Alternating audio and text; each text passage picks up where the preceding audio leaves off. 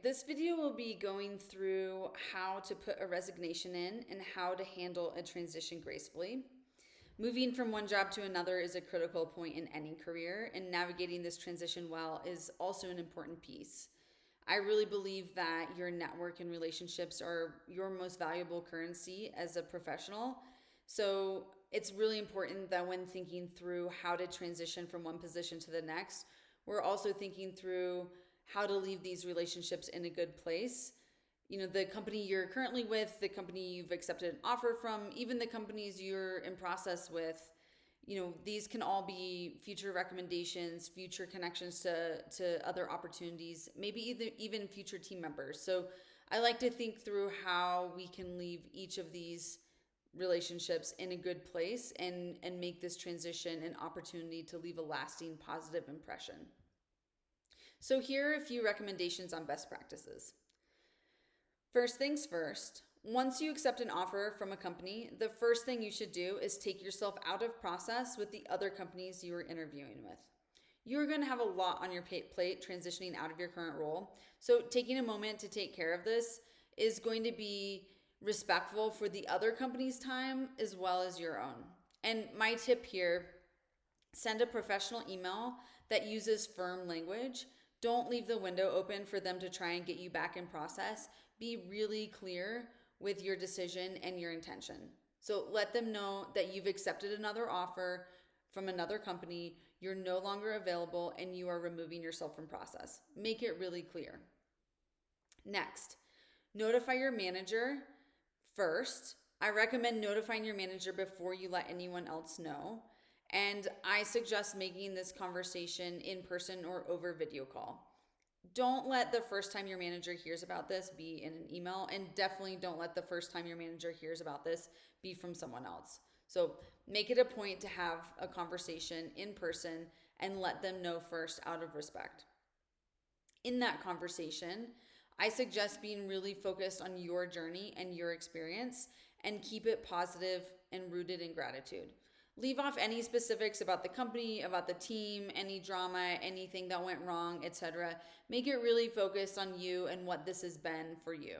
Let them know, here's what I've learned, this is what this journey has meant for me, and now this is the right time for me to move on. There's an opportunity that I've just accepted that's too good for me to pass up. Have a human conversation. This isn't a negotiation. This is you notifying them. But keep it positive and keep it really clear and concise. Now, you may also want to think through your transition. It could be helpful to bring a suggestion or two around some ideas you have around how best to transition out. It's very likely that this conversation will really happen after you notify your manager, after they've had some time to process everything. But I think bringing a couple ideas to the table just shows that you've thought through this and you intend to leave the team in a good place. Keep in mind, however, that a 2-week transition is industry standard, even at the VP level, unless you're in the midst of a specific project that you yourself are leaving. So it's for sure important to make sure your team is set up for success, but it's also important that you're mindful of your own energy and the time of the company that you've just accepted from. So you will also likely need to submit a formal resignation letter. We typically provide a template for this for all the candidates that we work with at 180, but you can definitely Google a generic resignation template. There are many available online. Just keep in mind that this letter will get forwarded to other people. So keep it professional, keep it simple, keep it clear.